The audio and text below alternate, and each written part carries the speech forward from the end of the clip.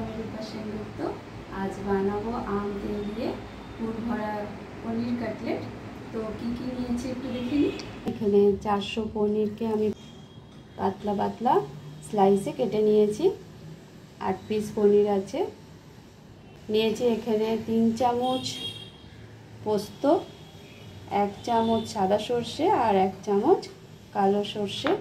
একটা গোটা আমের অর্ধেকটা পাতলা পাতলা করে কেটে নিয়েছি।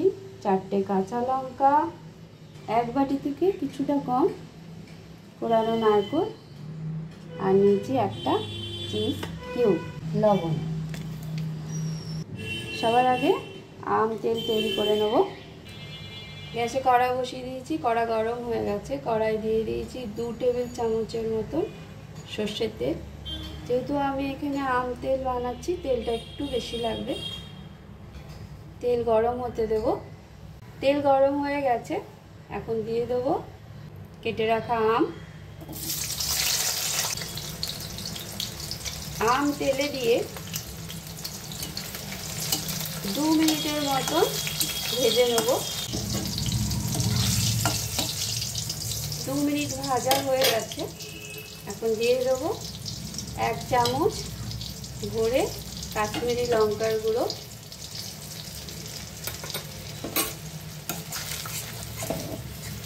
ঘরে যদি আম তেল না থাকে এইভাবে বানিয়ে নেওয়া যায়। এবার গ্যাস বন্ধ করে দিচ্ছি, করে তেল নামিয়ে নিচ্ছি। রেডি হয়ে গেছে আম তেল। একটা বাটিতে ঢেলে নিয়েছি, এখন সাইড করে রাখছি। এখন সর্ষের পেস্টটা রেডি করে নেব। দিয়ে দিচ্ছি কাঁচা লঙ্কা, জল না দিয়ে গুঁড়ো করে নেব। গুঁড়ো করে নিয়েছি, এখন দেব নারকেল, পুরোটাই দিয়ে দিচ্ছি। দেব সামান্য জল।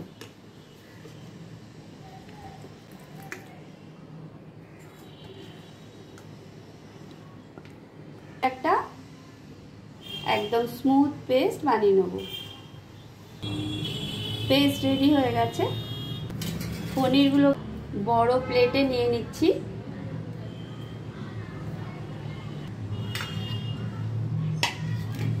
এখন এই বাসনে সর্ষে পোস্ত, কাঁচা লঙ্কা আর নারকেলের পেস্টটা ঢেলে নিচ্ছি।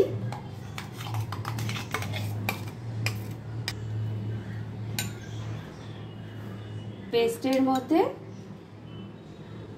চিজ কিউবটা গ্রেট করে নেব।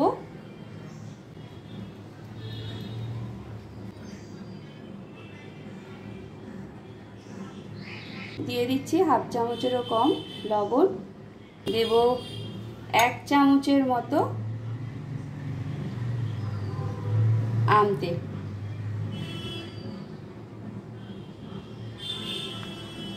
দেড় চামচ দিয়ে দিলাম। দিচ্ছি একটা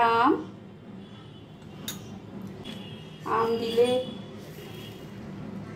হালকা একটু টক ভালো লাগবে। এই টকটাকে ব্যালেন্স করার জন্য দিয়ে দিচ্ছি সামান্য চিনি। আমটাকে একটু চটকে নেব।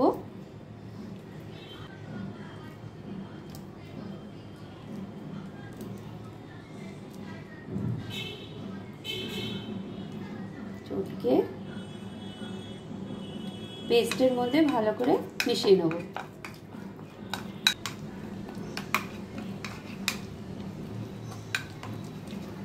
লবণ টেস্ট করে নিচ্ছি, সামান্য লাগবে, দিয়ে দিলাম।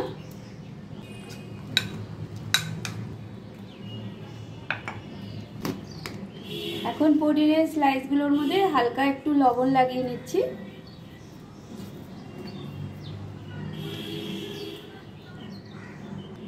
এভাবে একটা পনিরের স্লাইস নিয়ে নিয়েছি। সর্ষে নারকেলের যে পুরটা আমি রেডি করেছিলাম সেটা পনিরের স্লাইসে লাগিয়ে সামান্য ওপর থেকে একটু আম তেল দিয়ে দিলাম, দিয়ে ওপর থেকে আরেকটা পনিরের স্লাইস দিয়ে বন্ধ করে দিয়েছি। এবার এইভাবেই আমি সবকটা রেডি করে নেব। আমি আরেকটা করে দেখাচ্ছি। একটা পনিরের স্লাইস নিয়ে নিয়েছি, সর্ষে নারকেলের পুরটা এইভাবে স্লাইসে লাগিয়ে নেব, আর উপর থেকে সামান্য একটু আম তেল দিয়ে দিলাম।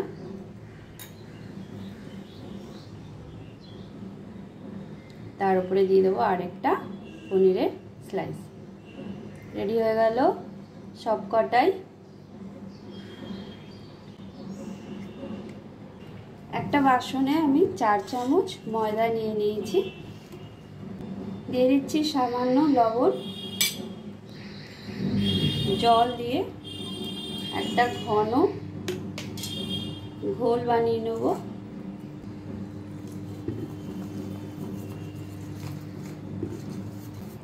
অল্প অল্প জল দিয়ে গুলে নেব।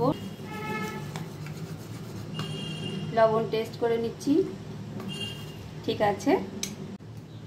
আর নিয়ে নিয়েছি একটা স্টিলের প্লেটে বিস্কুটের গুঁড়ো। এখন এখান থেকে একটা করে পনিরের স্লাইস নিয়ে ব্যাটারে এইভাবে চুবিয়ে নেব, হালকা করে চুবিয়ে তুলে সোজা বিস্কুটের গুঁড়োয় দিয়ে দেবো। ঘুরিয়ে ঘুরিয়ে ভালো করে বিস্কুটের গুঁড়ো লাগিয়ে নেব এইভাবে।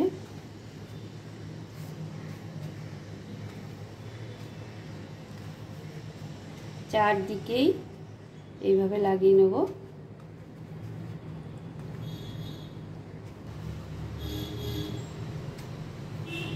রেডি হয়ে গেল কাটলেট। এইভাবে সব কটা রেডি করে নেব। সব কটা পনির কাটলেট রেডি হয়ে গেছে, এখন ডিপ ফ্রাই করে নেব।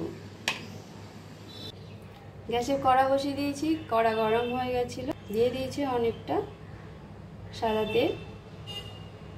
তেলটাকে গরম হতে দেবো। একটা পনিরের কাটলেট এইভাবে খুন্তিতে নিয়ে নিচ্ছি। তেল গরম হয়ে গেছে, আস্তে করে তেলে দিয়ে দিচ্ছি। দুটো পিঠ 1 মিনিট হতে দেবো তেলে, হাই ফ্লেমে।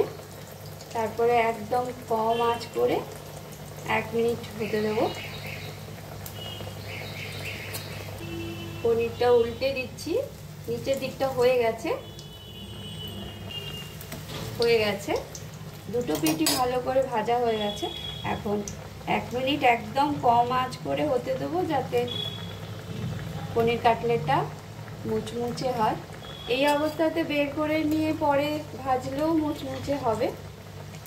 আমি এখনই করে নেব, সেজন্য ফ্লেম একদম কমিয়ে 1 মিনিট দুটো পিঠই ভেজে নেব। আবার একটু উল্টে দিলাম। কম আঁচেও 1 মিনিট ভাজা হয়ে গেছে। তেল থেকে তুলে নিলাম, রেডি হয়ে গেছে। এইভাবেই আমি সবকটা ভেজে নেব। সবকটা কাটলেট ভাজা হয়ে গেছে, সার্ভ করে দেখাচ্ছি।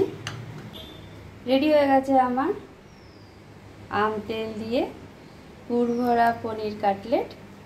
ভিডিও যদি ভালো লাগে লাইক শেয়ার সাবস্ক্রাইব করে দেবেন। Thank you. আমি একটা কেটে দেখাচ্ছি। এইভাবে রেডি হয়েছে।